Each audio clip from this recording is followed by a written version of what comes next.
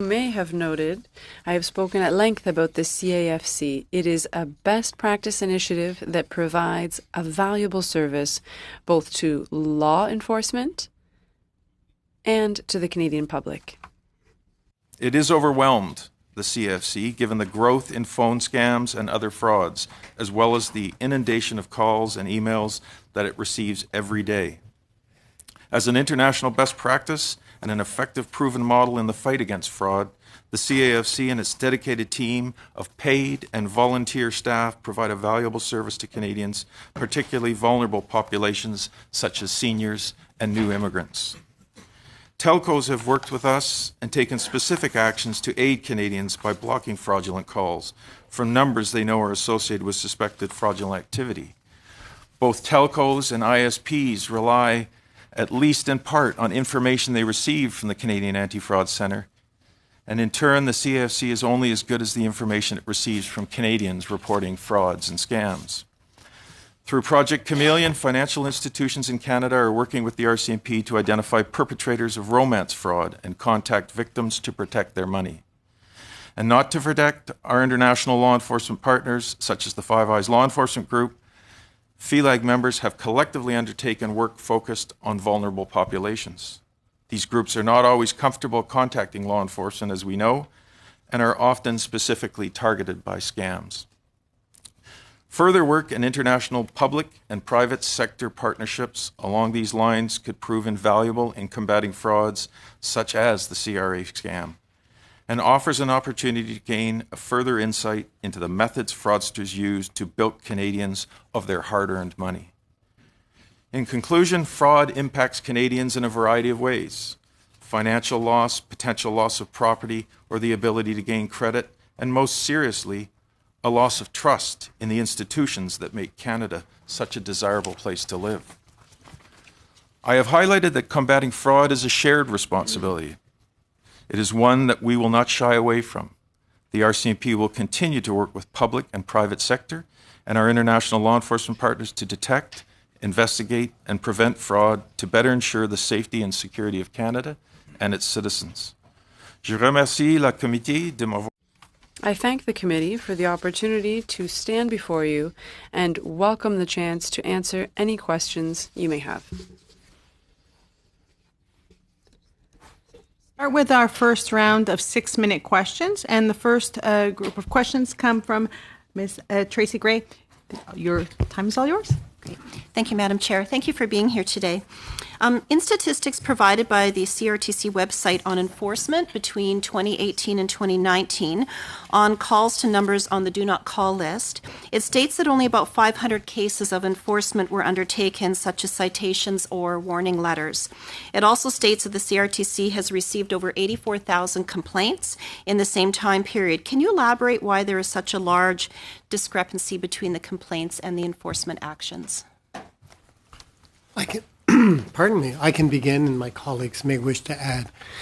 I think from the outset, it's important to point out the approach that we take on these enforcement matters, and that is, it is first about consumer education and education of those participating in the telemarketing industry to incentivize the correct behavior.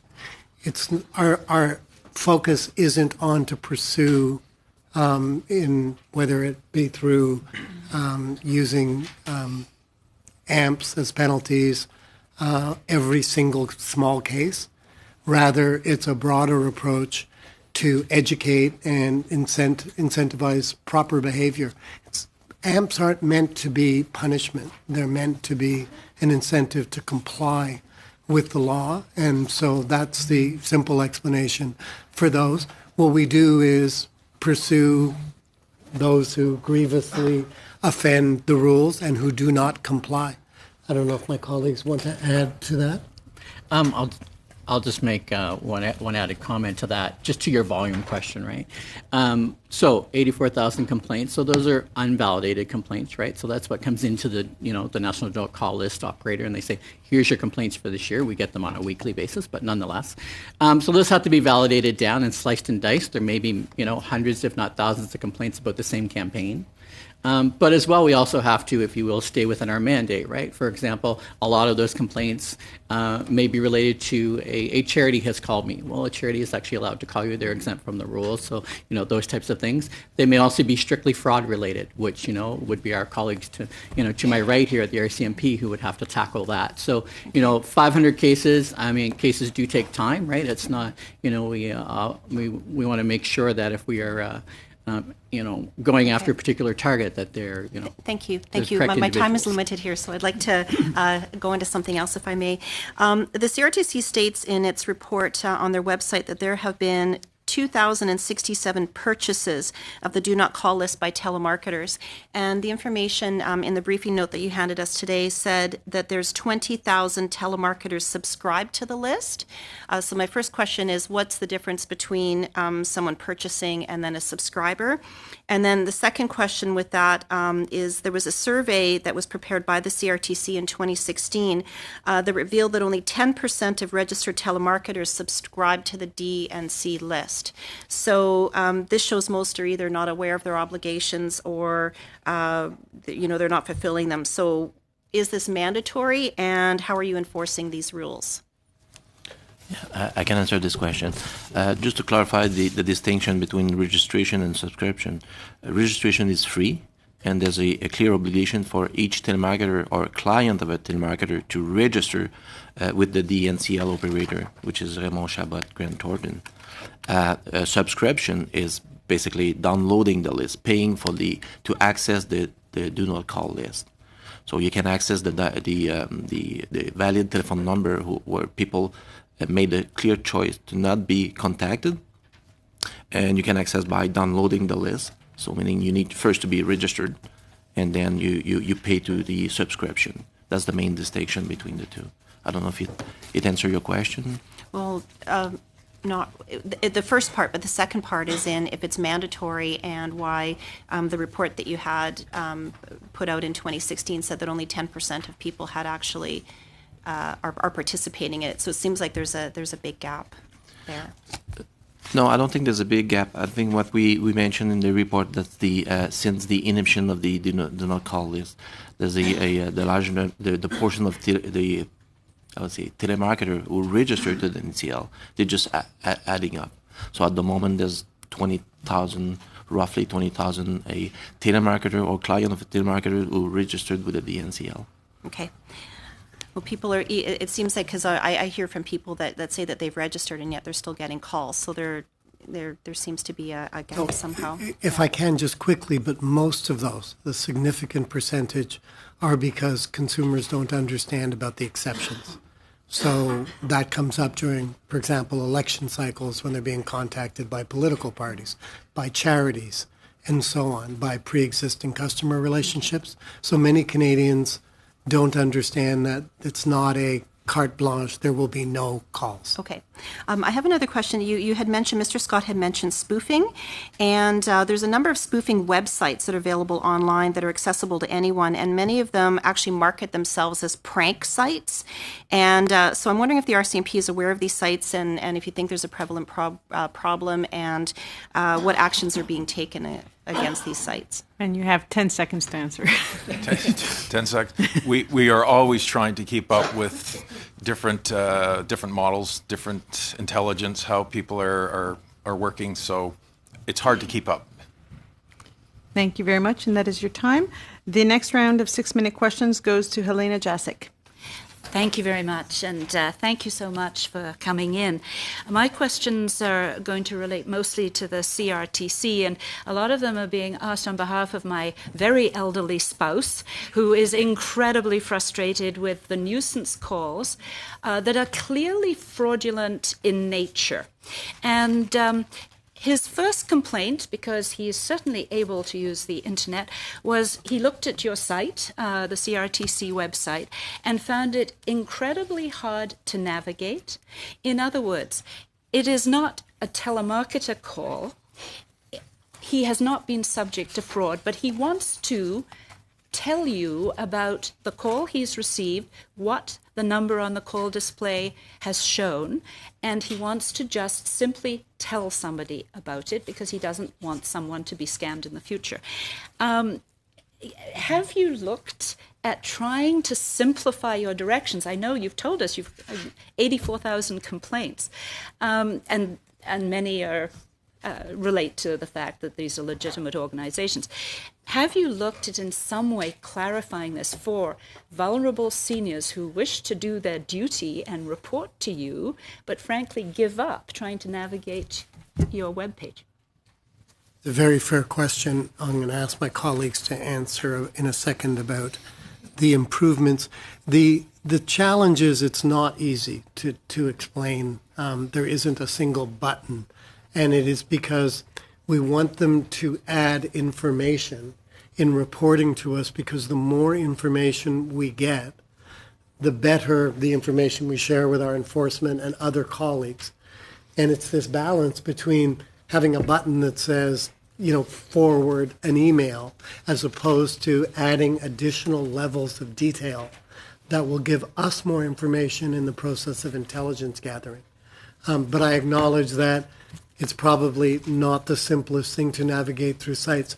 Part of it is also Government of Canada format requirements, accessibility requirements, and the like. So we don't have total flexibility in what we can do with our site. But Stephen, do you want to add on the information itself? Absolutely.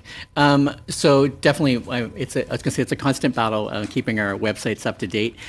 We've certainly taken measures on the anti-spam side, which is my wheelhouse as well, and the email side. We're revamping our telemarketing website as well, so that if someone types in telemarketing call, it'll pop up to a page where all the relevant information will be there. The one thing I would tell your husband and all of your constituents is you can always call the client services number, which is on the website of CRTC. It's on the front page of the website, and they will actually direct you to the DNCL operator who you can make your complaint to. So that's we have a really crackerjack client services team. They'll make sure you get to the right place. I'll make sure he knows about that number. Now, in your presentation, Mr. Slidden, you talked about stir shaken. I think we're all aware that there has been a delay. There was a delay requested. Originally, I believe it was supposed to be instituted March 2019. Now it's September 2020. And from some materials I've received, I understand that some of the telecoms want to delay further. Could you explain why the delay? I don't think it's a question of that they want to delay. It's a question of getting the systems completely interoperable and working. Even in the United States, and we are sort of in a fast follow mode, the United States had an edict. The FCC said that they had to be in place by the end of last year. And they have, by and large, been put in place, but they're not fully operational. They are still working to perfect the system. At the moment, we have a deadline of September of this year. We've not extended that. We have an expectation that the carriers will meet that. But we have to be open and understand that there may be technical challenges. If there are, they'll present them to us, and we'll, and only if necessary, add additional time. And just so I'm clear how it'll actually work, you said in your remarks that the new framework will enable Canadians to know before they answer the phone whether a call is legitimate or whether it should be treated with suspicion. How will they know? What will appear on the call display? That's one of the things still being worked out. I mean, there's a number of possibilities, but you can imagine it could be a check mark. It could be a check mark accompanied by an audible sound. Think of a red light, yellow light, green light, yellow light. The green light means it's authenticated. The yellow light would indicate you should, approach the call with care. Or a red light that says, hopefully we would have screened out something that was clearly fraudulent, or the carriers will. But we also have to take into account accessibility issues. We have to deal with sight impaired and hearing impaired individuals. Also, I think we do know that in 2015, the CRTC did initiate proceedings on this whole topic. And some stakeholders, we have this from our library researchers, Some stakeholders argued that telecom companies should have the responsibility to manage nuisance calls since they have the greatest insight and technical ability to do so. Since then, from the perspective of our household, certainly things have increased dramatically. Could you just explain how the telecoms have been involved? Look, this is a cooperation. We are setting expectations. The carriers are trying to deliver on them. We both have the same objective.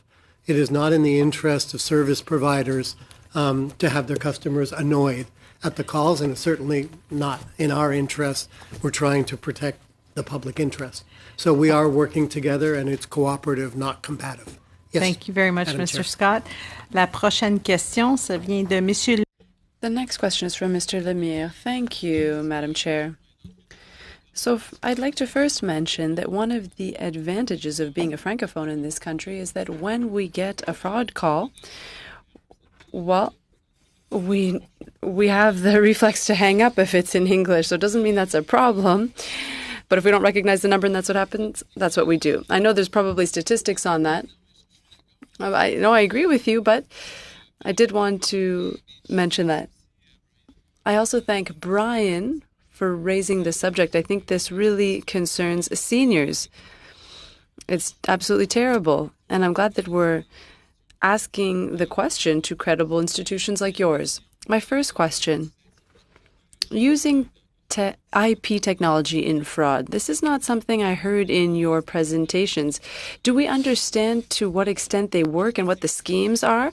Or is it used? I think that's more to the RCMP. That every day, so he can provide that.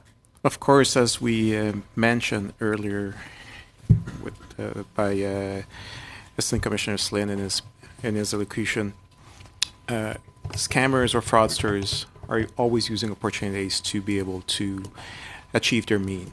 And that's one thing that they will do is, as far as not just using regular phone technologies, but also abusing the IP technologies to be able to commit their fraud and also hide behind technologies to actually avoid being detected. So that they like to create layers and they'll use technology to that effect. Mais concrètement, but in concrete terms, the way they work, was there something we can do to fight them upstream when they use IP technology as Canadians? Well, can the systems detect what they're doing? Donc, je peux vraiment pas m'avancer sur l'aspect fonctionnement. Mais on le sait, par exemple, que une des meilleures façons de contrer la fraude, c'est de continuer à éduquer les gens pour être capable de les informer sur quels sont les stratagèmes présents. One of the best ways to figure out what the schemes is. It depends what they're using. It might be a very recent scheme. And this could involve more victims. They have to be able to identify the fraud schemes. The better they understand that, the better they can deal with the threat. I agree with that, and I'd say that in the initiatives that you're doing, and I congratulate for the initiatives you're doing. One of the concerns that I have,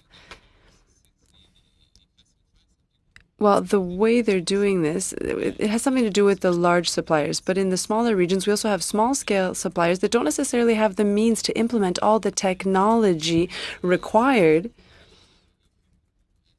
and the resources to pay for firewalls and such.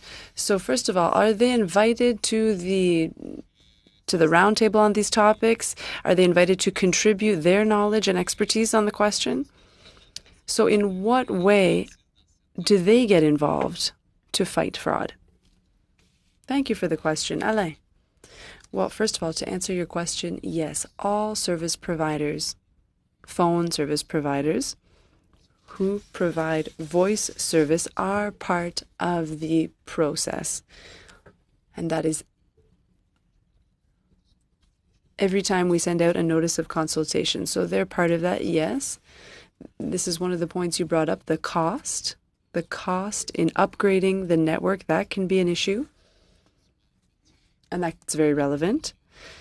But once again, should the industry have the means, or should they bring together the small-scale providers, or sometimes smaller ones depend on a larger provider downstream? So it shouldn't be an obstacle just because they're small-scale. It can go from one network to the IP network. Sometimes this can mean savings. And if I may, I would add a little to your question about the method used. It's important to understand that IP calls are ones that are made through internet bandwidth. So in India, in someone's basement, they can have internet access, and they can get a number dialer, something that's available online, and then they can flood people with millions of calls. And the return on investment is huge. Even if it's just 1% of phishing, it's worth it. And that's why I'm so concerned with the IP technology. You mentioned, Mr. Scott, in your presentation,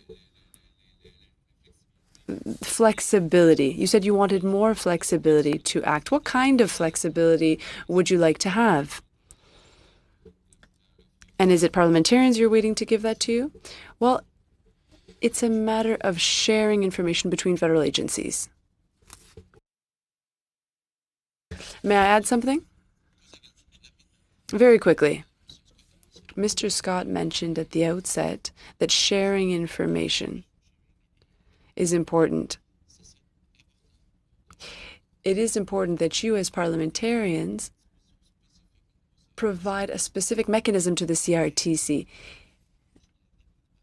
If we had the freedom to share information with other law enforcement agencies or other governments, that would be great. Thank you very much. Thank you, Madam Chairman. Thank you for the committee and for our guests here today. Sebastian really raises an excellent point with regards to enabling legislation, or can it be done through regulation to allow the CRTC to be, I guess, able to share with more agencies like the Competition Bureau and others? In that case, and thank you, we need to be more crisp in our responses.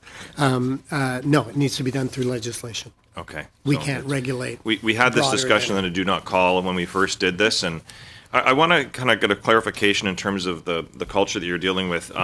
So the way that I view it, especially Canadians are equally frustrated on their phones and also their landlines, is that they pay a lot of money for this. And also for the phones, the government's received over $20 billion in assets from the spectrum auction from the telcos over that time. So, and they've also paid some of the highest prices, and they're still bothered by a lot of this activity. Do you differentiate between somebody that uses the do not call list for unsolicited calling, and sometimes you can give them amps for that, versus that of the CRA fraud scam or somebody internationally? I view all those activities as the same type of fraudulent activity because they are actually neither you're following a rule that's supposed to be in place for Canada, or they're using activity that is as unscrupulous with regards to trying to solicit them. Do you distinguish between any of those three types of activities that take place? We do, and in particular because some of them are criminal, and we don't prosecute or pursue criminal matters. We share that with our enforcement colleagues and pass those off. You're right that all of these offenses are equally problematic. I wouldn't say equally. The fraudulent activities are worse. It's also, if you wish, a spectrum. You know, a decade ago, we were focused on spam emails. Yes. On phony emails, and the systems are working to reduce that. Today, the focus is on spoofing, and it's growing on the, not just in calls, but on text. So these things evolve, and we have to pursue all of them. But the real distinction, to answer your question, is criminal versus civil. I guess I get a little bit of concern with the low level of amps that you have from last year, and also the one largest one being a 90,000. It doesn't seem much of a dissuasion to the businesses that knowingly get caught. If a business that goes through your program, they go through the process, they're caught, and you register an AMP on there, is there a screen to look at the telco's relationship with this and with regards to their activity, if there's any connection with whether they were, I guess, cooperative in the process to try to block some of this, or whether or not that they should have maybe perhaps been more attentive than they demonstrated? Mr. Haroon's responsible for enforcement, so maybe I'll ask him to add, but obviously we would investigate thoroughly. That's not usually the case. Usually it's a telemarketer that's not following the rules in that case. Stephen, do you have something to add? No, absolutely, and so I can't really answer your telco question, the connection there, but certainly on the AMP side and the investigations that we take, important to note that under kind of our civil regime and administrative monetary penalties, they are to promote compliance versus to be punitive. And that is very clear in our direction that we have to follow under the legislation. So we promote compliance through a significant amount of, administrative monetary penalty to the Crown, but also we ask them to put in place compliance programs. We do follow-up audits, et cetera, so to ensure that the activities of the telemarketer don't continue or the inappropriate activities. Okay, so I'm going to get a little time to Commissioner Sloan, and it's too bad because I still have questions on stir shaken and so forth. But Commissioner, yeah, I noticed you have a lot of different programs out there, but they seem to be kind of scattered or kind of project or based. Just that is there supports that could be provided to do more of a pan-Canada type? Like you mentioned a series of really good initiatives in Alberta. I know in Ontario they did some really good work. Is there quite frankly the appropriate resources to be able to do a more robust, I guess, cross-Canada approach to this? I think there's a recognition out there that law enforcement writ large, not just the RCMP, so one has to remember we're not the POJ, the police of jurisdiction in many spots in Ontario, but there is a recognition about the Canadian law enforcement community that we need to do more in the space of fraud. We need to be more coordinated. So through the Canadian Association of Chiefs of Police, the Organized Crime Committee, we are looking at ways to share best practices, to get more engagement of law enforcement around fraud than there has been. And I think that all revolves around the whole cyber criminality.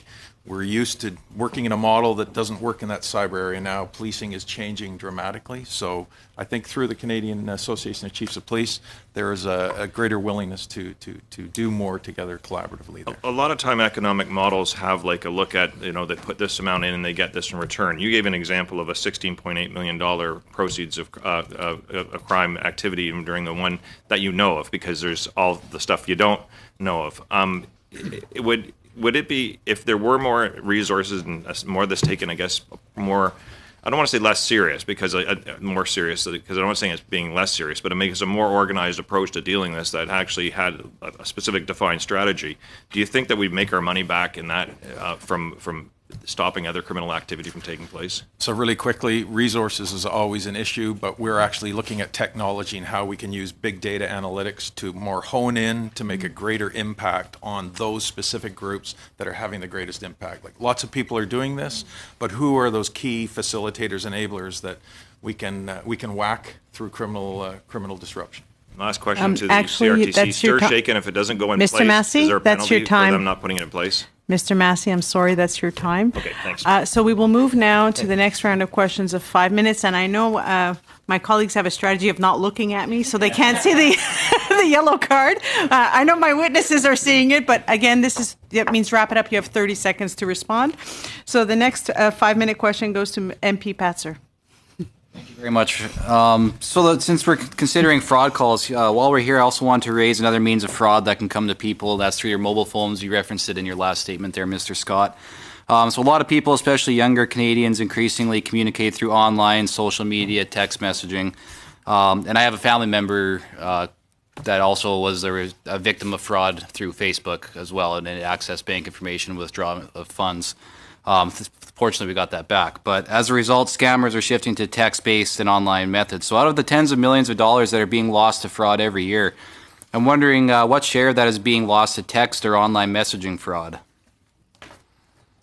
I don't know that we have data on what share of those losses, but you're absolutely right that the pattern, not shifting, calls are only part of the problem now. Texts are increasingly a problem, and they're used very cleverly, frankly, by bad actors. You get a text from your bank saying we need an instant response. First, you need to understand that text falls under CASL, under the anti-spam legislation, but the processes we follow will be very similar. We're working stir shaken and other technologies like this, will be used. But at the end of the day, if it's fraudulent, we collect the information. We have an intelligence gathering group. We share it with law enforcement and other partners. And if it's fraudulent, it will be the law enforcement that will go after them. Hopefully that answered your question. Yeah. I can shed some light for you just really quickly. Please. 15-second response from what we're seeing through the Canadian Anti-Fraud Centre in 2019, 25 million roughly from telephone fraud, 54 million from internet. So double. Okay, wow. so you're seeing more activity, online frauds, than the phone call saying, hey, there's a warrant for your arrest. Come on down. Right. Okay. Okay, so kind of building on that then, so is there actual data then that suggests that fraud messages are occurring as much or more than phone call situations? I will give you some frightening numbers. How about the U.S. follows this closely. There's a number of commercial firms. 100 billion calls in the last 2 years. For February of this month, the latest data, 4.8 billion calls placed in the United States. Of that, 43% were fraudulent. That 4.8 billion robocalls equates to 1,900 per second, 43% of those. So something in the order of 1,000 a second. That's the kind of volume of problem that we're confronting. Yeah, so I mean, seeing with the amount of Canadians that are receiving these spam or text messages then and have reported losing money as a result, how can we work with Canada's major telecom companies to prevent these messages from being sent to Canadians? In fact, I think we have an example of one just being received by one of the members of the committee here right now. So, and I receive them, and my mother receives them. I have my own special complainant that I have to pay special attention to. Look, as I mentioned earlier, the carriers have every incentive to work with us and for themselves in their own self-interest to solve this problem. They don't want unhappy customers. What are we doing? I mentioned we have universal call blocking. We are implementing, and they are implementing, Stir Shake It.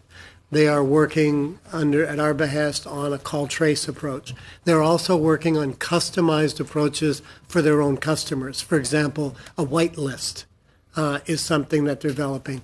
Some of the companies are exploring how they could use algorithms or artificial intelligence to begin screening. So this is an ongoing problem, but as my colleagues from the RCMP mentioned earlier, it's fundamentally a technology problem, and each time we close a door, somebody finds a new opening and comes up with a new approach. So this will never go away. It's about controlling and dealing with the biggest problems.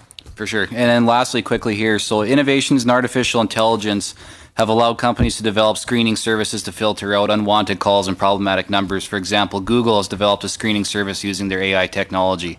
Has the CRTC looked into using similar technology at a national scale to help reduce further calls? I like to kind of touch on that a bit here, but and we are exploring some of those things. In fact, we have an application for a trial using such an application of artificial intelligence in front of us right now. Okay, thank you. And the last round of questions, 5 minutes, Madame Lambropoulos. Thank you. I'd like to thank both the CRTC and the RCMP for being here to answer our questions. I'll try to be as brief as possible. I've had quite a few constituents of mine come to complain at my office about the fraud that they've gone through, that they've fallen victim to. Some of them have lost all of their retirement savings and are in debt at this point because of these calls. And when they come, they're completely like they've lost all hope because they've already gone to the police and the police have basically told them there's nothing they can do. Could you maybe give us some insight as to what process is actually gone through once people have made a complaint and whether or not it's possible ever to identify where these calls are actually being made from, whether or not they're international? Do we find the location of these callers? Sure. First and foremost, again, law enforcement needs to do a better job. So a lot of the times, you're quite right, they take a call from a complainant that's been victimized, lost some money, and they'll what we're hearing sometimes from law enforcement, RCMP included, is call the Canadian Anti-Fraud Centre. That's not the correct thing to do. That's one step to do, because the Canadian Anti-Fraud Centre is not an investigative body. It collects intelligence, trends, and so on and so forth. When a complaint comes, what they should do is take the complaint, take as much information as possible, and then work an investigation like any other investigation, working backwards, ISPs, getting the phone numbers. Some police officers will, yes, say it's a difficult charge to prove, because oftentimes these are call centers in India or elsewhere in the world, extradition challenges, all these are investigative challenges. But from an RCMP perspective, where we are responsible for transnational organized crime, we do have the reach that we can do it. We can't solve every complainant's victimization in that, but we can support, to let them know that their complaint is important, it's received, and we will do what we can. And sometimes it's merely just the intelligence that we can take, and then we find out it is a specific call center, as Mr. David Common did us some great work on CBC once. So that's essentially what is supposed to happen. But there needs to be improvements within the broader law enforcement community in how we handle these complaints.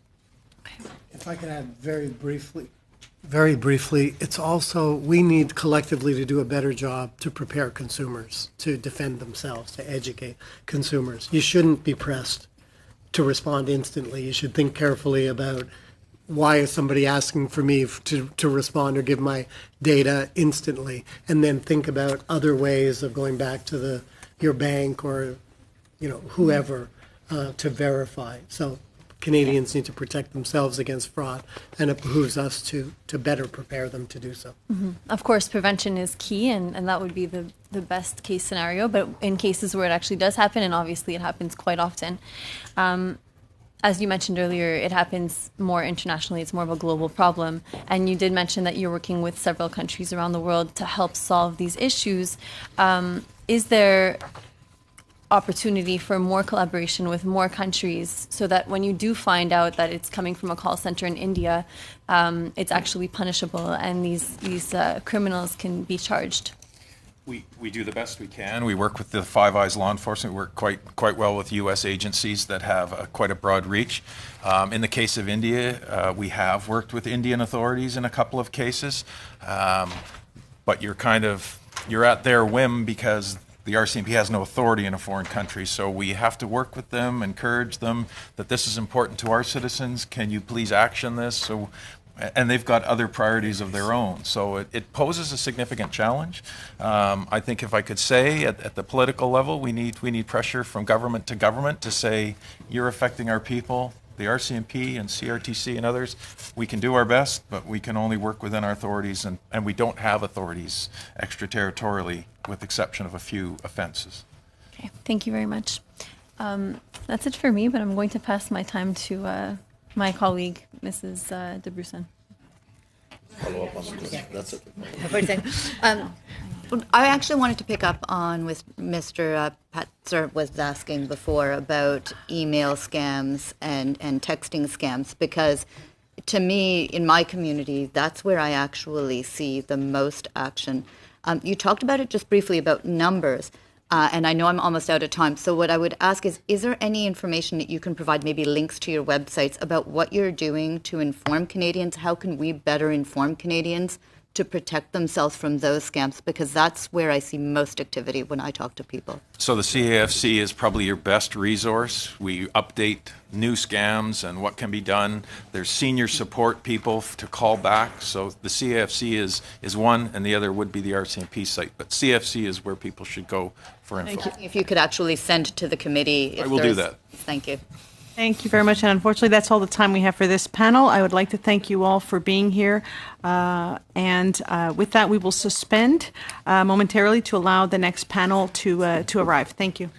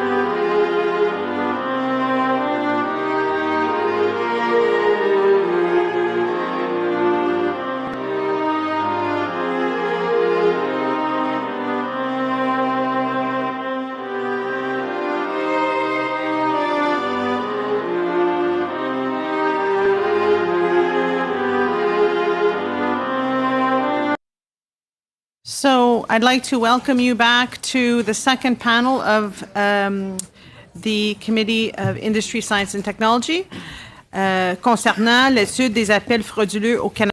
This is on fraud calls in Canada. We have before us Bell Canada, Jonathan Daniels, Vice President, Regulatory Law. Roger Communications, we have Howard Slaughner, Vice President, Regulatory Telecommunications, Deborah Evans, Chief Privacy Officer, and from TELUS Communications, Inc., Jérôme Biro, Vice President, Voice and Services Development Operations, and John McKenzie, Director, Regulatory Affairs. We have three groups with us today. We'll ask that your presentation be 8 minutes in length. At that point, we'll be going to the round of questions. When you see the waving card, that means you have 30 seconds to wrap it up. Donc, quand vous voyez la carton jaune, when you see the yellow card, that means you have 30 seconds left. Start with Bell Canada. Mr. Daniels, you have 8 minutes. Good afternoon, Madam Chair. My name is Jonathan Daniels, and I am Bell Canada's Vice President of Regulatory Law. It is my pleasure to be with you here today to share with you the steps we have taken and continue to take in an effort to combat nuisance and fraudulent calling. We are strong proponents of protecting Canadians against these types of calls. Specifically, I will speak to three issues you asked us to discuss in this invitation: the National Do Not Call List, fraudulent and nuisance calls, and stir, shake, and protocols. To begin, I'd like to address the issue of the National Do Not Call List. While we agree that the list is a good tool which can reduce the number of telemarketing calls received by Canadians, and we are glad to have the benefit of such a tool in Canada, this tool does have limitations. Specifically, the National Do Not Call List is only effective if everyone adheres to it. And unfortunately, the vast majority of nuisance calls received by Canadians come from callers outside of Canada that do not adhere to the National Do Not Call List. Thus, we have to continually come up with new ways to stop unwanted calls. This brings me to the issue of the recent influx of nuisance and fraudulent calls being experienced by Canadians. It is important to note that there is a difference between nuisance calls and fraudulent calls. Nuisance calls are calls that you do not want to receive. These types of calls are generally trying to sell you a service, such as duct cleaning. They are a nuisance and likely unwanted, but they are not necessarily illegitimate or fraudulent. Fraudulent calls are much worse than nuisance calls, as they are specifically designed to defraud Canadians. For example, you may receive a call offering to fix your computer, which is really an attempt to install a virus and lock you out of your computer, leading to a ransom demand. Other scams relate to credit cards. I have lost count of the number of times I have received a call from the so-called Visa MasterCard Center, not to mention the infamous CRA scam. These fraudsters are sophisticated and intelligent, and stopping them will not be easy. Now, the industry has been working with the CRTC on a number of fronts in order to reduce both nuisance and fraudulent calls. In that regard, I am pleased to be sitting on a panel today with representatives from both Rogers and TELUS. It is unusual for me to take time to acknowledge two of my competitors. But in this area of trying to reduce fraudulent and nuisance calls, it is important to note that we and many other players have been working together. In fact, our experts meet at least weekly and often multiple times a week to discuss these important issues. Now, when we deliver a call to you, we often display the number that is calling you. That is called the Calling Line ID, or CLID. In December of last year, the CRTC ordered carriers to start blocking calls that had a calling line ID, or CLID, which does not look like a real number. We refer to these calls as non-conforming calls. For example, if a call comes on our network and has a CLID that exceeds 15 digits or is all zeros, we will block that call. Now, to be clear, a non-conforming call is not necessarily a nuisance call or a fraudulent call. But having a non-conforming CLID is a very good indicator that a call may be problematic. On our network, we are now blocking approximately 220 million calls a month. Another initiative that the CRTC is pursuing is that of Stir Shaken, which is the third topic the committee specifically asked about. Now, Stir Shaken works by letting consumers know that they can trust the telephone number that is being displayed. In other words, with Stir Shaken, you'll be able to know that the calling line ID you see on your phone is actually the real number calling you. Now, the CRTC recently sought comments on a proposal to require all carriers to implement Stir Shaken. We support such a proposal. We think that we and all other carriers should be required to provide Stir Shaken. However, we see Stir Shaken as a long-term solution, as there are a variety of issues that need to be addressed before the benefits of Stir Shaken framework can be realized.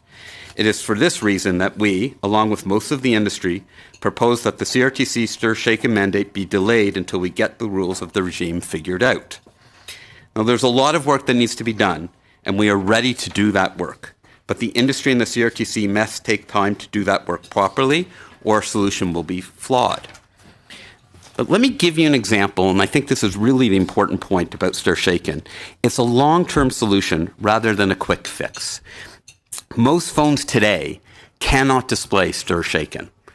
Think of your landline telephone at home. Where would you see a check mark on your phone to confirm that the calling line ID displayed is actually the real number calling you? In fact, even most cell phones are not capable of displaying Stir Shaken, although that will change in the next few years. So while we believe a mandate should be contingent on first finalizing the technical details, Bell has still committed to launch Stir Shaken on portions of our networks this September.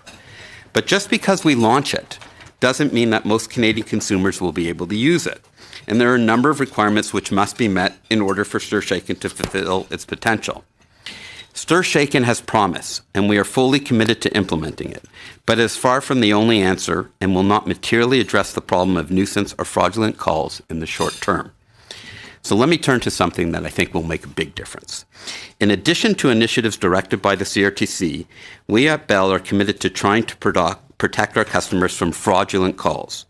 Although we cannot identify all fraudulent calls, we have developed modern technology which allows us to identify millions of calls as being fraudulent. In identifying those calls, we work closely with the Canadian Anti-Fraud Centre, an affiliate of the RCMP. However, even when we can definitively identify a call as fraudulent, we are not allowed to block that call without CRTC permission.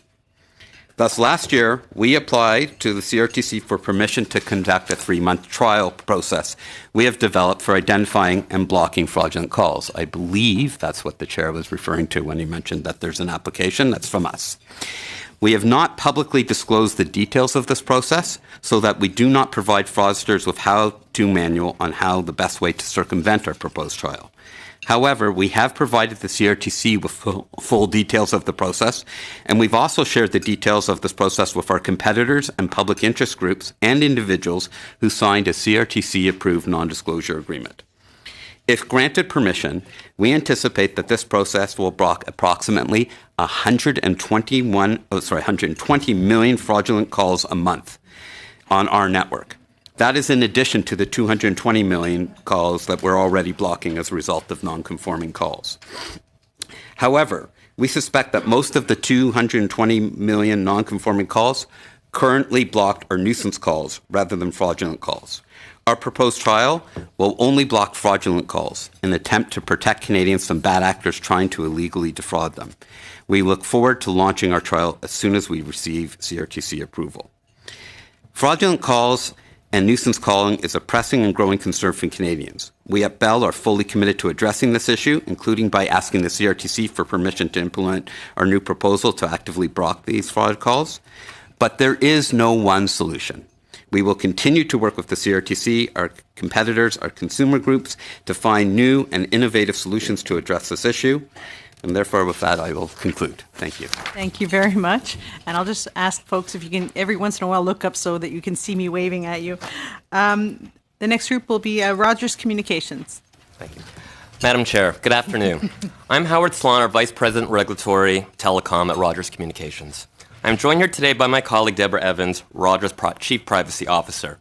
We appreciate this opportunity to appear before the committee and to provide input into the study of fraud calls in Canada. Rogers fully supports the efforts of the Government of Canada and the CRTC to address the problem of nuisance and fraudulent calls. At best, these calls interrupt the peace and privacy of Canadians. At worst, they constitute crimes, often preying on the most vulnerable. Together, these calls undermine the integrity of our national telephone system.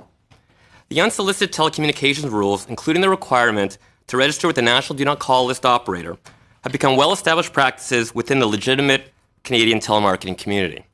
In the 10 years that have passed since the introduction of the national DNCL, over 18,000 telemarketers and their clients are registered with the operator, respecting the privacy of the more than 13 million Canadian telephone numbers that have been enrolled.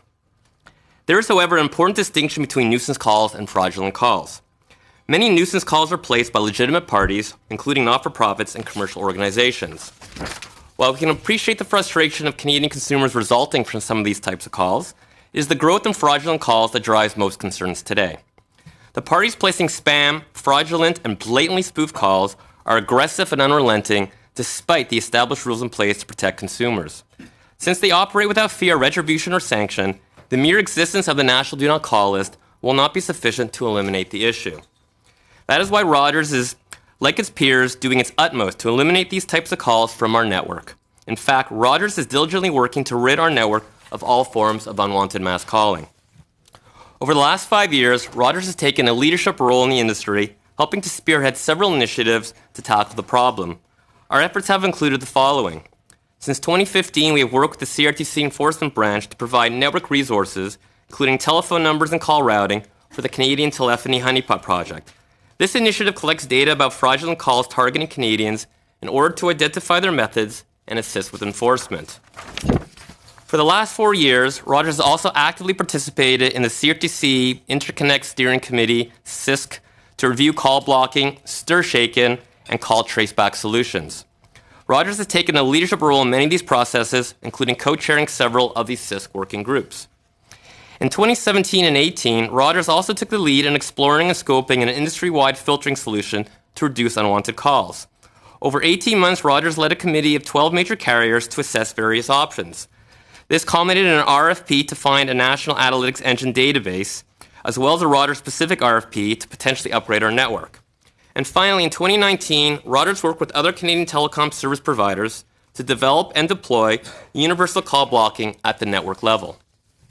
More recently, Rogers started to deploy stir-shaken. This technology will authenticate caller ID and is expected to be network-ready by the end of 2020. Rogers has led many cross-industry committees to establish the best practices and mechanisms that will support its deployment, including the creation of the Canadian Secure Token Governance Authority to manage stir-shaken operations in Canada. In fact, we funded the initial work of the CSTGA. Unfortunately, these solutions are time-consuming and complex to deploy. Telecom networks are designed to permit call completion, not prevent them. And blocking illegitimate traffic without interfering with legitimate calls is harder still. For example, while the telecom industry is working very hard on delivering stir-shaken this year, it still remains far from being launched on a commercial basis. Some standards remain to be defined, including how to display stir-shaken on the end-user devices. Moreover, stir-shaken also requires end-to-end IP interconnection, which is a long time away. Moreover, even as the industry adopts increasingly more countermeasures, the criminals are not resting. Their tactics and techniques continually evolve and change, so stopping unwanted mass calling becomes even more difficult. Most importantly, they are almost all situated offshore. There is, however, much that can be done to combat unwanted mass calls. It will require the cooperation of industry, the CRTC, and the Government of Canada. These efforts include the following. First, the telecom industry must continue its current work instituting universal call blocking and stir shaken. While they will not end nuisance and fraudulent calls on their own, and they will take time to fully implement, they do provide a basis upon which other efforts can be based. Second, the industry must continue to develop new methods of targeting these types of calls. Unwanted mass calling is an arms race, with each side continuously upgrading their efforts. New technologies and processes are being developed each year, and carriers must be quick to adapt and adopt. Third, the CRTC should expand its enforcement of the rules. As the primary regulator of the telephone system, the Commission must ensure that bad actors are punished. Since carriers are prohibited from simply blocking calls under the Telecommunications Act, the CRTC must be proactive in shutting down fraudulent calls when observed. Fourth, the Commission should target the points of entry of malicious calls. A large portion of international nuisance calls are coming into Canada through a small number of points of entry. The Commission should therefore focus its efforts on why and how such calls appear to be entering Canada in this manner and what could be done to prevent it. They could emulate, for example, the efforts by the FCC, the U.S. Department of Justice, and the Federal Trade Commission, who have recently worked together to stop incoming international robocalls at domestic telephony traffic gateways, that is, specific entry points into the United States. Fifth, the CRTC can accelerate the deployment of SIP trunks. SIP interconnections allow carriers to adapt better technologies that can combat malicious calls, stir shaken in particular. SIP, however, is not mandated at this time, and some carriers are deploying it sooner than others. The Commission should be pressing for its widespread adoption. Six, the Government of Canada itself has a crucial role. The overwhelming majority of nuisance and fraudulent calls originate abroad. The government, through Global Affairs Canada and the RCMP, must work with its foreign counterparts to shut down the call centers and robocall platforms that originate these fraudulent and spam calls. As long as these parties continue to operate with impunity, they will simply find new and alternative ways to circumvent the protections and measures implemented by telecom service providers to defeat this problem. There is no better way to stop these calls than at their source. Lastly, there is an important educational component. Every stakeholder can help Canadians become more aware of how to avoid the scams that are driving these fraudulent calls. Rogers has resource materials available on our website to help consumers spot a telemarketing scam, how to protect themselves from caller ID spoofing and spam calls, and how universal call blocking helps protect them. At the same time, organizations such as the Canadian Anti-Fraud Centre are active in educating consumers about frauds, including those that abuse the telephone system, improving awareness of the techniques employed by the fraudsters. But they, along with all of us, should do more in this aspect, especially with vulnerable people and immigrants. Rogers looks forward to working with its peers, the CRTC, and the government to address this critical issue for Canadians. Thank you for the opportunity to participate in this review. We are happy to answer any questions you may have. Thank you very much. And our next 8-minute round will go to Monsieur Biro. Tell us. Merci. Madame la Présidente. Thank you, Madam Chair, honorable members of the committee. My name is Jérôme Biron. I'm the Vice President of Development Operations of Value Added at TELUS. First, I'd like to thank you for the opportunity to be here with the committee on this very important subject, that is fraudulent calls. Beside me, John McKenzie, who is Director of Regulatory Affairs. He's with me for these discussions. TELUS has been devoting significant resources over the last few years towards finding a solution to the issue of fraudulent calls. However, it's not an easy issue to solve. Companies around the world are struggling to find a solution. Global telecommunication networks have evolved to seamlessly connect people and data wherever they may be in the world.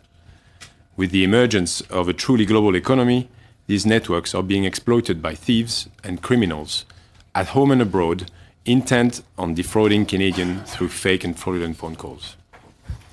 I'm often asked, why can't you just stop calls from these scam artists? Unfortunately, fraudsters use sophisticated methods to mask the origin of their calls. They are extremely effective at blending their fraud calls with normal, legitimate network traffic, as it is routed around the world. By the time they reach our shores, it is very difficult to distinguish between a fraudulent call and a legitimate call. And since we have a regulatory obligation to allow legitimate calls to either terminate on our network or transit through it, the calls are routed to their intended destinations. When we are able to identify fraudsters, we do our best to block their calls, but these are often static methods and are not effective in a dynamic environment. So what can we do? Well, there are third-party apps and capabilities provided by smartphone manufacturers allowing users to block or filter their calls. But they can prove cumbersome for consumers to use or may not be very effective. In addition, there are several types of systems that telecoms use to limit fraud calling in the network, such as call blocking and call filtering.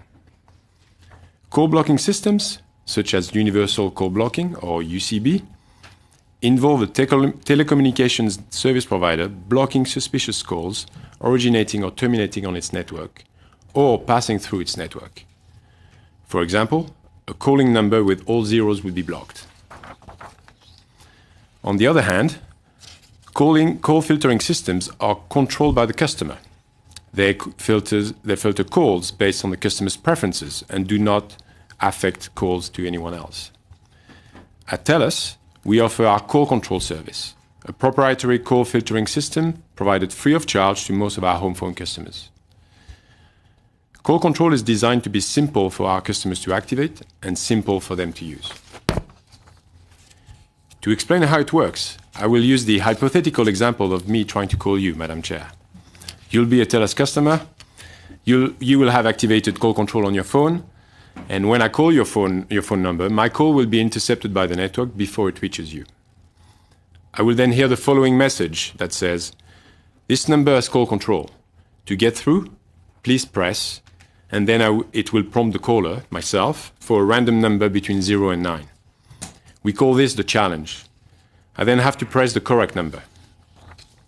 When I do that, my call to you will be connected and your phone will ring. If I press the wrong number or do not press any number at all, my call will be rejected. I'll hear a voice recording indicating that you're not receiving calls. And more importantly, your phone will not ring. It's proven very effective at filtering out fraudulent calls because those calls are typically auto-dialed by a computer system, and the computer systems lack the ability to follow the instructions from the challenge. Call control can also be customized through the use of personal lists, such as accepted callers list and the blocked callers list. If a phone number is on the customer's accepted callers list, it will bypass the challenge. If a phone number, on the other hand, is on the customer's blocked callers list, it will be rejected.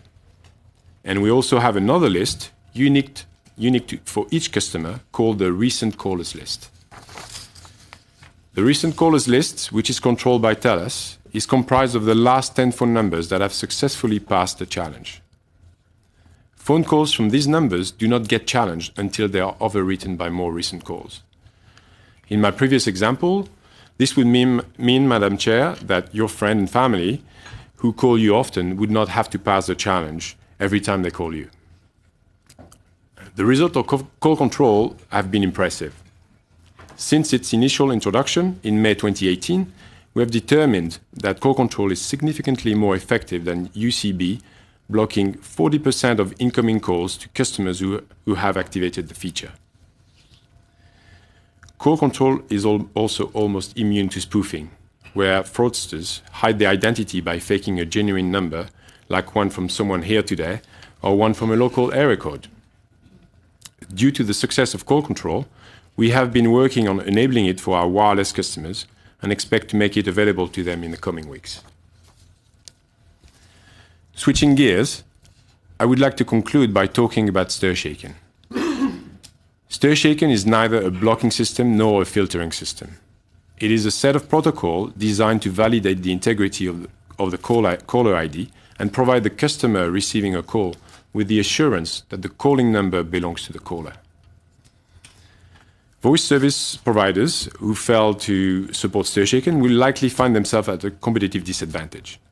But it is clear that StirShaken has momentum in North America, and I expect it will be adopted shortly thereafter in Canada. TELUS is among the Canadian service providers that established the new corporation, the Canadian Secure Token Governance Authority, to support the implementation and operation of StirShaken in Canada. However, there are still many issues that prevent StirShaken from fully addressing the problem of fraudulent calls. The most significant of these issues is that StirShaken standards will apply to calls within Canada initially, and at best within North America. However, many fraudulent calls originate from outside Canada. Another issue is the system does not work if there is legacy circuit-switched equipment anywhere in the call path, which is common across networks that have been in operations for decades. Finally, we do not know how smartphone manufacturers will embrace StirShaken standards or display StirShaken information on their devices. As a result of these challenges, and until StirShaken standards are adopted globally, we do not know when StirShaken will meet the high expectations that many have for the technology. Notwithstanding these issues, TELUS is supportive of StirShaken, and we are confident that its capability will continue to improve. While we likely cannot offer StirShaken sooner than in the US, we expect that Canada will follow shortly thereafter. In the meantime, we are confident call control will provide effective protection for TELUS customers. That concludes my opening remarks, and I welcome any questions you may have. Thank you very much. And before we begin with our 6-minute questions, I just want to remind people in the audience that there is absolutely no photo taking allowed during committee. With that, we will start with the first 6-minute round. MP Gray. Thank you, Madam Chair. First question, actually, Mr. Birot, I'm wondering, you had mentioned the StirShaken, and I've noticed through my research on the issue that it's an emulation of a model which was implemented in the U.S. for fraudulent calls. Has your corporation studied any other models or fraud calls being used locally? And if so, were there other models that you feel might emulate this a bit better, or which components you think might be useful to add? Yes, we actually have a service called Call Control that we believe can tackle the vast majority of those fraudulent calls. StirShaken is a great way to augment this, but Call Control for now helps us and helps our TELUS customers. Great, thank you. I have a question for Mr. Daniels. Mr. Daniels, you mentioned that Bell has proposed that the CRTC StirShaken mandate be delayed until we can get the rules of the regime figured out. The process for the model started back in 2015 by the CRTC, which was 5 years ago. So how much more time do you think you need? I think we're looking, we actually proposed to the CRTC that there be a firm deadline of June 2022. We think it will be worked out before then. Just to be clear, we're still planning on launching it in September, but I guess what we're trying to say is in the rush, and there's lots of talk, as you heard from everyone, about StirShaken, there's a lot to be figured out. But most importantly, the phones right now, like if you turned on StirShaken tomorrow or today on our network, very, very few people would have phones that could actually benefit from it. So, and the whole point of it is that the end user would see a phone and see, oh, that number that's coming, it's verified, it's accurate, it's okay. If you don't have a phone that can do that, and most of our phones can't do that, we have to wait for the manufacturers, the Apples, the Samsungs to create phones to do that. There's no rush to put it out because very few people can actually use it. So that's I just want to make that clear in terms of when we say a delay and it sounds like, oh, there's a lot to be worked out. But even if we all turned it on tomorrow, there's very few customers who could actually benefit from it. So we're going to take the time to get it right. But I think what you're hearing is we're all supportive, and we're in fact turning it on in September. Okay, thank you. I have another question actually for you, Mr. Daniels. Do you have the telecommunications fraud website in other languages? And especially thinking of new Canadians and vulnerable people in our society. Do you have that in other languages? In terms of a Bell website you're talking about, I honestly don't know the answer. I'm sure we have it in both official languages, but I don't know. So I'll have to take that one away and get back to you on that. Okay, thank you. The prevalence of unauthorized porting and SIM swapping has recently been brought to my attention as a scam rising in proportion in Canada, which is locking individuals out of their phones and giving scammers access to their phone apps and personal data. What are you doing to ensure call center employees and staff employed by your corporations properly verify your clients? And I could open it up to anyone that might want to address that. Thank you for your question. So as an industry collectively, first of all, I'd like to say we've come together to put some solutions in place to help consumers not be subject to porting fraud. There are things that we're rolling out. Obviously, we don't talk about them publicly because we don't want the fraudsters to know what they are. With regards to porting fraud and just porting in general is meant to be as easy as possible, and you're meant to go in and get your port done without having an interaction with your existing telephone provider, and it's really to be enabled the port to go as quickly as possible. And most of the ports are done over the phone or online. So from that perspective, you go into your new service provider and you request your port, and then it goes back to your old service provider. And the way that the porting rules have been established by the CRTC and the porting guidelines from the industry that came together collectively, you're required to have a phone number, postal code, and then either an IMEI or an account number. So unfortunately, it's pretty simple for fraudsters to gain some of that information from various sources around the world and the globe. And this isn't an issue that's common to Canada. It's not an issue it's a global issue, and all carriers are facing it around the world. So it's challenging. Fraudsters are constantly evolving and changing their techniques, and we're trying to stay ahead of it, and we're trying to put things in place. But then we put things in place, as my colleague mentioned earlier. Fraud is an arms race, and we put things in place, and then someone else, the fraudsters come and they circumvent it, and we're continuously evolving and working collectively as an industry to address the problem. Okay. We haven't, thank you very much. We haven't seen a lot of statistics on that. Do you know how many cases of unauthorized phone porting have been logged by your organization or as an industry? I do not. Mm-hmm. Okay. One other question that I had was with regards to communicating to at-risk groups such as seniors and new Canadians around potential phone scams and fraud calls. So I'm wondering if you can let us know what outreach you're doing to those communities.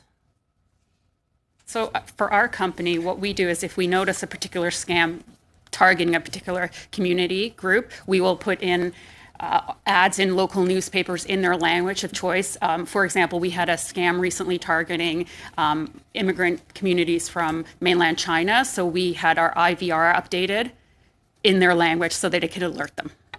Thank you very much. Unfortunately, that's the end of the first round. The next 6-minute question goes to MP Joe Harry. Thank you, Madam Chair, and thank you to all of you for coming in and shedding some light into something that everyone is concerned about. A lot of all three of you spend a fair amount of time talking about StirShaken as the tool, as the method that's being looked at in helping us. Also, there seems to be a commitment that this thing will go forward in September at some shape or form. It will go ahead in September 2020. However, you've also all highlighted that there are many dimensions to this, and this is not going to be the end-all and the be-all tool, as well as we're not ready in our end, from a device point of view, from an education point of view, and all of those, to be able to roll this out. So each one of you individually touched on whether it's the education piece, whether it's the technology piece, whether it's the device model, whether is there a set of well-defined criteria that is needed for this thing to be able to be fully rolled out? And do we have an idea of what are the timing of each one of those criteria to be completed, so we will have a wholesome solution? Any one of you could answer. I can take this one as the only technical guy on the panel. It is complex because, first, any legacy network, non-IP network, will not be working with this technology. So that's a big challenge for all the carriers, within Canada to upgrade up every part of our network or work with the carriers we interconnect with to upgrade our networks. So that's one challenge, and obviously we can't mandate another carrier to do it faster for us so that we can have a better service for our customer. We don't have that reach or that jurisdiction. Second, the devices, they are not the carrier's devices. They are the manufacturer's devices. They choose when they need to implement a certain feature within their devices. So it's very hard for us for any of us to tell when the smartphone manufacturers will decide to implement this. And then what do we do with the wireline part? It's very how do we handle home phones and provide a similar service for home phone users? And then as an industry, we need to come together. We already set together this CSTGA, so that's the governance of it. There's the policy administrator. There is the token administrator for all these parties to exchange and make sure that there's an authority that will validate that these numbers, these calling numbers, are valid. So I'm afraid I can't answer your question in a straight fashion, because there's many components that are in all of our cases outside of our control. So I get it that the main issue that you're highlighting is really the back-end network and also the customer facing, which is the device. Correct. That's okay. I guess I totally agree with everything that was just said. And I think if you actually, and I realize it's dangerous here because we're getting technical and so on. I'm trying to keep all three of us, and did an excellent job of explaining that for a non-technical person. But I think the message you're hearing from all three of us today is that there's no one solution. Even if we had stir shaken on every single phone was capable of doing it, and we all had the technology, and all stir shaken does is tell you that the number that's being called has been authenticated as it's truly the number that's coming. That's all it does, right? So that doesn't necessarily mean that a fraudster can't be calling, that you pick up the phone and can't start doing fraud. And that's why we have to look at more than one solution. And in our case, we're saying the quickest one is we actually know we have 120 million calls a month that are fraudulent. We could block them today as soon as we get permission. And thank you. And I was hoping that you go there, because you highlighted the fact that it took you it takes some time to work with CRTC and get the permission. What do you suggest? Whether CRTC, and I think I heard whether CRTC automatically blocks or allow you guys to, or allow the big carriers to block those calls immediately. What are the challenges facing CRTC or facing you that permission is not allowed? Well, the CRTC is doing, they have to do a public process. There's no, I don't want to be laying this as criticism. We applied, we're going through the process, and we're waiting for the decision. That comments just closed. And the reason why they have to do all of that is that this is, we are actually making decisions based on the content of the call. We're saying these are fraudulent calls. Now, as people know, we have to be very careful that we shouldn't be making decisions based on content of calls. I'm sure this committee's had other issues about that. So for that reason, we have to ask for permission. We've asked to do a trial so we can learn the lessons, and we will be happy to share that information with the trial with both the CRTC and our competitors as well. Thank you. I think my time is over. Pretty much. So, la prochaine ronde de questions. The next round of questions, Mr. Lemieux. Thank you, Madam Chair. Well, first of all, thank you for being here. Thank you for your testimony. It's hard for me to ask a specific question. I know that you're very much in competition with one another, but I'd invite you to each respond with short answers. Well, the first thing for me is, what do you estimate it would take to put all these measures in place?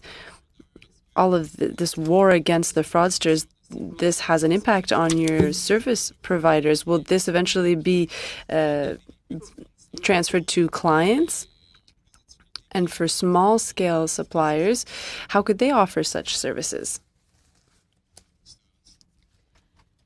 So we definitely want to invest. We are investing in technology to help prevent nuisance calling. Call control is there. It's offered for free of charge to our customers who subscribe to it. Second, would we offer this to other carriers? We would absolutely consider wholesaling this as a service for smaller carriers who wish to adopt this service. Yeah, so I agree. It's going to put all of it in place. As Jonathan has said before, it's not one single solution. So I think it's incumbent on all the carriers to actually keep looking at all the various technologies that are out there right now. So we are implementing StirShaken. We have implemented UCB. We're actually currently evaluating other technologies that we can bolt onto these things. So there is no one quick solution that'll do it. So for everything to happen, we have to keep looking at the broad selection. And I do think that the smaller carriers will be able to benefit from the experience of the bigger carriers going forward, because the technology will then be applicable to them as well. And it's in everybody's best interest that the entire industry is protected. So it's in our interest as well to have the small carriers included. I agree with that. And from our perspective, when we look at like our trial, our intention is to sign agreements to share the details with big players and small players. And it is very clear that we will be blocking, if we get permission, calls regardless of where they're going on our network and for no charge. So I don't think any of us is looking for any money to be made. This is about a service to our customers and to Canadians. Je suis très content de... Well, I'm very happy to hear that. Thank you. Often it's said that we have to attack the problem at its source. Now, in concrete terms, while you see the techniques being used, do you have strategies in particular that you're putting in place? And is a solution like blocking calls, and we know it's coming from different countries, India was named, that's just an example, but could there be more pressure put on other countries where we know that larger numbers of fraudulent calls are coming from? There may be legitimate calls from legitimate people in those countries trying to reach our shores, trying to reach Canadians who family here. And that's the danger of making arbitrary decisions in a network at the tail end. At the source, yes, can we enforce that? It's outside of everyone's jurisdiction here, unfortunately. Should we work all together? Absolutely. I would just echo that as well. I think the RCMP and Global Affairs Canada and the CRTC should continue working with its partners abroad. We understand the challenges that may have, but I think that we have to continue putting pressure and attack this problem from every method possible. I also agree. We actively work not just with our Canadian counterparts, but with U.S. carriers. We sit on forums with them. We try to exchange. We've done some experiments to learn from them. But in terms of getting to the source, that's really at a government level. From a different angle now, you have the requirement. Well, in March, you have to apply StirShaken standards. And now that was pushed back to 30th of September. Do you think that's realistic this time? Earlier, you seemed a little mixed about whether or not we could expect another deadline on that.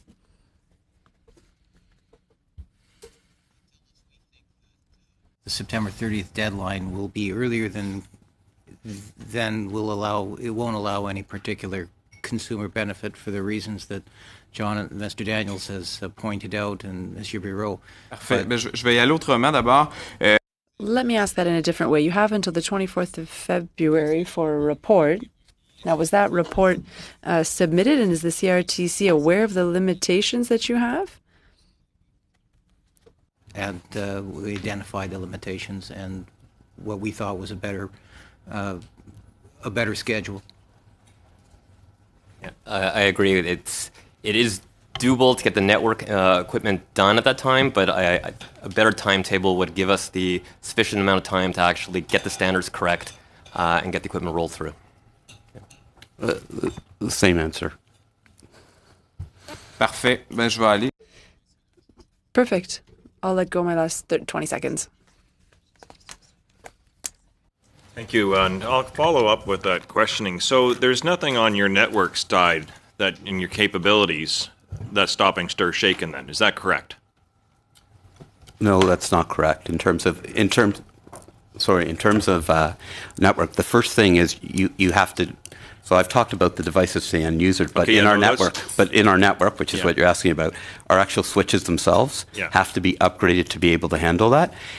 We're in the process of doing that with all of our vendors, and so not all of our switches are ready to do that. So that would be the only, because I Not guess I see- the only. I'm Yeah, trying to narrow it avoid down. getting to more technical and more things. There's many I guess other what things. I'm getting at here, though, is there seems to be a reluctance to some degree, and some of this can be consumer driven on a positive end for consumers wishing to take advantage of stir shaken by replacing outdated equipment and so forth. So I guess what I'm hearing is a little bit of mixed signals on this. Is that, you know, there's a right for consumer choice. If it shouldn't be the excuse not to do something or slow something down. If somebody chooses to update their own telephone system and so forth.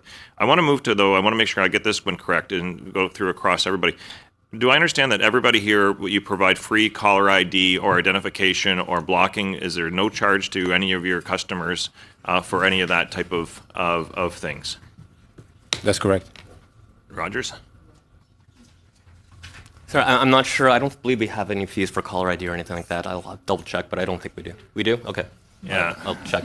Sorry. I believe we do in terms of. But I just want to be clear when I said that that's. But No, that's this is my different- time. I'm sorry, this is my time. Now, I just wanted a straightforward answer on that because for some of my constituents, and I know from my service provider, I have to bundle that with something else that I don't want or not get it.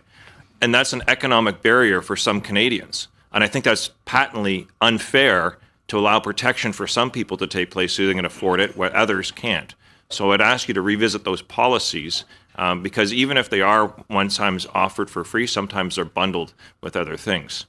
When it comes to the CRTC enforcement systems in place, Rogers, you mentioned, I'm calling you by company's name, so sorry, Mr. Shaw. Yeah. You mentioned about, and I'm a big fan of this too, is that, I mean, if you break the rules, you get punished for it. And the CRTC has used AMPs in a way that I don't think are terribly effective at times. And it can be a lost leader for some businesses to plead for forgiveness and that and then ask for permission. What could they do more that would actually get the bad actors out of the way? So on one hand, I want to just express that they are trying their best. I do believe that. The problem you have with the bad actors out there is they don't care about the rules. And that was kind of the point we're trying to make, is that you have these DNC rules, but the people, especially the ones who are abroad, aren't listening, and they're never going to listen to them. And so they simply ignore the law, and there's really nothing for the CRTC to actually do. And that was kind of the real point I was trying to make. In broadening their efforts, I just think that when they do find Canadian connections to these mostly international schemes, they do need to pursue them, work with their RCMP partners, and make an example of them. Yeah, no, there's been lots of testimony over the years of CRTC needing its own update itself, and also having some timelines for decisions, because you don't even have a timeline for your application. Is that correct? In terms of the CRTC, it's going to go through its regular process, but that could take quite some time. That is correct. Yeah, see, this is the thing. I just want to ask one other question regarding to the filtering services that you have available right now. Is there any of that or interest in some type of a universal system being employed or benchmarking? One of the recommendations I'm looking at is whether consumers or consumer agency or even the Industry Canada can benchmark the different operators in the system in terms of their protection of privacy, information, and consumers' trust related to calling. Maybe I'll start with TELUS and go across. So just to make sure I understood correctly, you're asking, like, should we benchmark our call filtering technologies? We certainly have stats shared with you. Our call control service blocks 40% of the calls to people who've activated it. Should be benchmarked. Everyone is using different technologies, so it may be difficult for an independent party to generate more nuisance calls to validate whether they're being captured. This may come as an annoyance to people.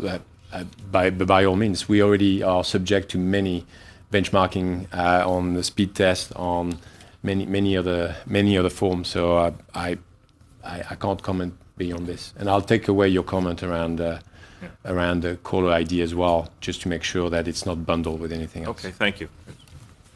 Yeah, and I'll echo a lot of that.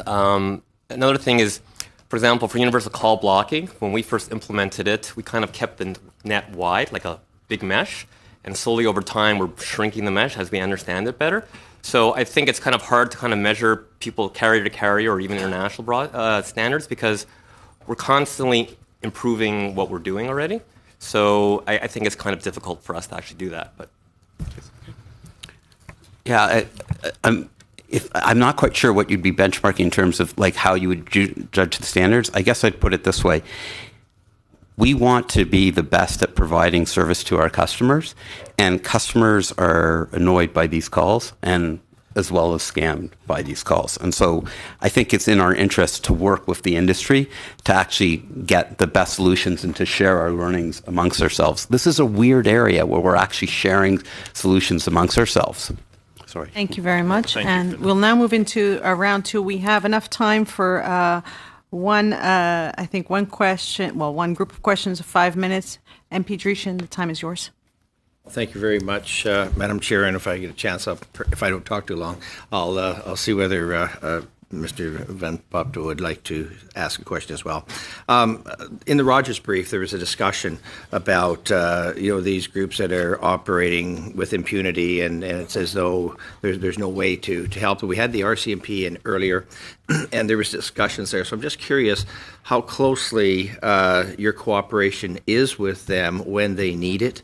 So it'd be a bit of a discussion, perhaps, Ms. Evans, if you want. It'll go on and so on. Okay, thank you. So we cooperate with the RCMP absolutely when they need it, and sometimes we just take the initiative ourselves, and we have gone to them and we've reported some issues that we've been seeing on our network. So one of the RCMP gentlemen that was here, I've met with him a couple of times, and we've discussed some commonalities that we're seeing. So yes, absolutely. Okay. I guess where I want to go in the other part, we have.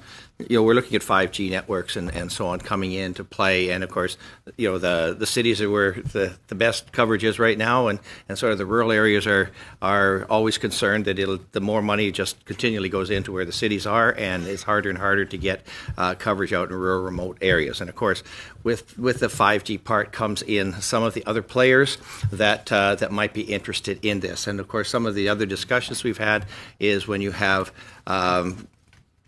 people from other countries that are looking to cause some sort of damage in your system, whether it means that they can listen in on you, and if they can do that, they can then target different ways to scam. So the cyber risks that are associated with that. I know I'm running around in a circle on this one, but I wonder if you could comment on how people can be sure as we expand our networks that we're able to maintain that type of security that's needed so that it isn't also being used as a backdoor for issues. I can tell you at TELUS, we run our networks on the premise of security by design. So our security office is involved right from the design of every single service. In everything we do, so that's kind of one of our fundamental value at TELUS. Yes. Yeah, I'll echo that as well. We work with our technology partner Ericsson in making sure that all our network is safe and secure, and so that our 5G network will be most reliable, most trusted in the country. Obviously, security is first and foremost in terms of as we roll out 5G, we are going to ensure that we have the best network, and that includes having top security and ensuring that people aren't able to listen in as you described in those manners. Okay, thank you. Mr. Van Popto, you want to take some time? Thank you. Several of the presenters, and thank you for your presentations, made a distinction between nuisance calls on the one hand and illegal calls on the other. I think we could probably define those terms, but do the telecoms have the technology to distinguish one from the other? Stop the one, but not the other? I don't think there is a technology that can do it.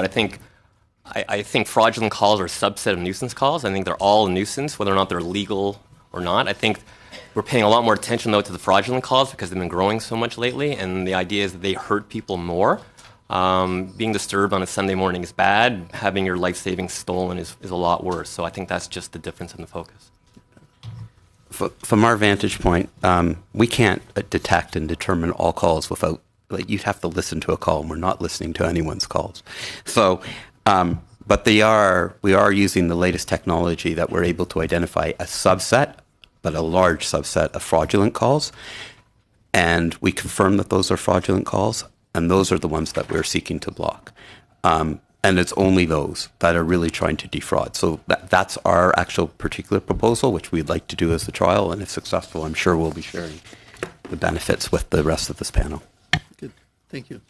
Mr. Slaughter, do I still have a moment? 30 seconds. You're saying that perhaps the CRTC or Canadians could emulate what's been happening with the Federal Communications Commission and the Federal Trade Commission to stop international robocalls? Is that, like, why haven't we done that yet? I don't know. I think we're just kind of learning some of these statistics now. Where as we instituted call blocking, we're learning more about, what types of calls are coming, where they're coming, how they're entering the country. So I think now is a really good opportunity after universal call blocking has been implemented to kind of find out more and take some better measures. And unfortunately, that's all the time we have for today. I want to thank you all for being here and thank the members for their excellent questions. So with that, we will adjourn. Thank you.